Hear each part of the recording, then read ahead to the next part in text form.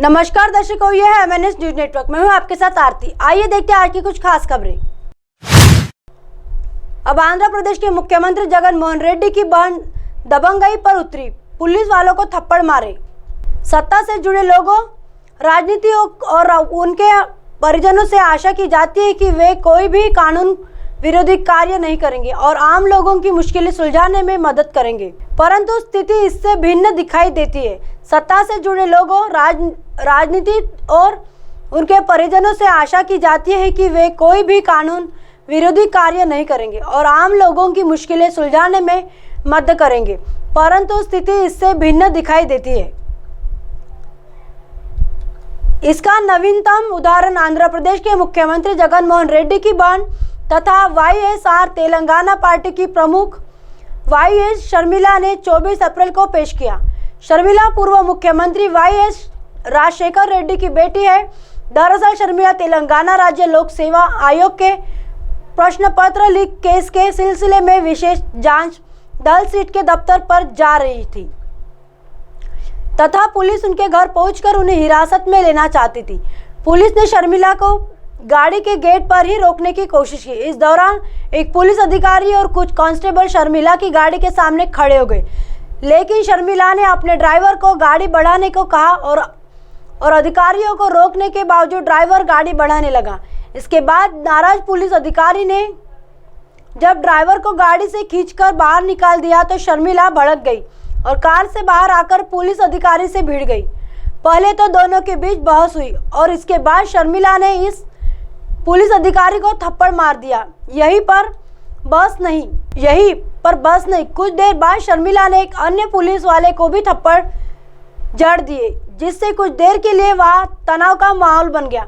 शर्मिला ने कई बार महिला पुलिसकर्मी को भी धक्का दिया और धरने पर बैठ गई। घंटों सड़क पर ड्रामा होता रहा। इसके बाद अधिकारी के आदेश पर महिला कांस्टेबल ने शर्मिला को हिरासत में ले लिया। उक्त घटना से स्पष्ट है कि सत्ता के नशे में हमारे चंद प्रतिनिधि उस नैतिकता और मर्यादा को भूल रहे जिसका पालन करने की उनसे अपेक्षा की जाती है। ऐसे ही नेताओं के कारण उनकी पार्टियां बदनाम होती है, जिसका खमियाजा उनको चुनाव में भुगतना पड़ता है। विजय कुमार। आइए देखते हैं अगली खबर की तरफ। फ्री चुनावी वादों में आम आदमी पार्टी की राह पर कांग्रेस, मुक्त बस यात्रा का भी वादा।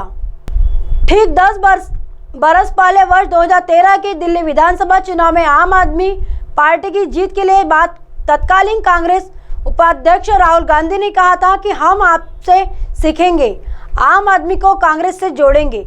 इतने साल बाद कांग्रेस चुनावी पार्टी फ्री बिजली, पानी और मुक्त बस यात्रा के वादे पर कर रही है। कांग्रेस ने बिजली के वादे की शुरुआत उत्तर प्रदेश विधानसभा चुनाव से की थी। पार्टी ने चुनाव घोषणा पर उन्नति विधान में बिजली बिल आधा करने और कोरोना काल का बकाया माफ करने का वादा किया था। हालांकि चुनाव में वादे बहुत असरदार साबित नहीं हुए। इसके बाद गुजरात विधानसभा चुनाव में पार्टी ने 300 यूनिट तक मुफ्त बिजली का वादा किया। कांग्रेस ने राजधानी दिल्ली के मोहता क्लिनिक की तर्ज पर गुजरात में नगर पालिका और महानगर पालिका की आवासीय सोसाइटियों में पब्लिक क्लिनिक खोलने की भी बात कही। गुजरात विधानसभा चुनाव में आम आदमी पार्टी की पूरी शिद्दत से चुनाव लड़ रही थी और उसने भी मुफ्त बिजली का वादा किया। हालांकि भाजपा विरोधी मतदाताओं ने कांग्रेस के मुकाबले आम आदमी पार्टी के वादों पर ज्यादा भरोसा जताया, पर हिमाचल प्रदेश चुनाव में 300 यूनिट मुफ्त बिजली का वादा असरदार साबित हुआ। पार्टी ने जीत हासिल की। अब कर्नाटक चुनाव में कांग्रेस ने आम आदमी पार्टी की राह पर चलते हुए महिलाओं को सार्वजनिक परिवहन बसों में मुफ्त यात्रा का वादा किया है।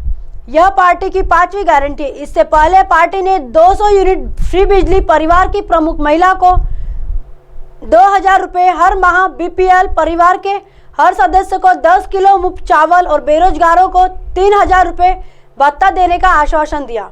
उत्तर प्रदेश निकाय चुनाव में कांग्रेस ने अपने घोषणा पत्र में मुफ्त पेयजल उपलब्ध कराने का वादा किया।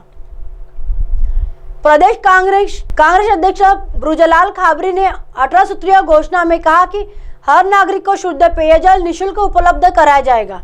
राजधानी दिल्ली में आम आदमी पार्टी सरकार हर माह 20,000 लीटर पानी फ्री उपलब्ध कराती है। ऐसे में साफ है कि कांग्रेस विधानसभा चुनाव के दौरान चुनावी वादे करने में आम आदमी पार्टी की राह पर चल रही है।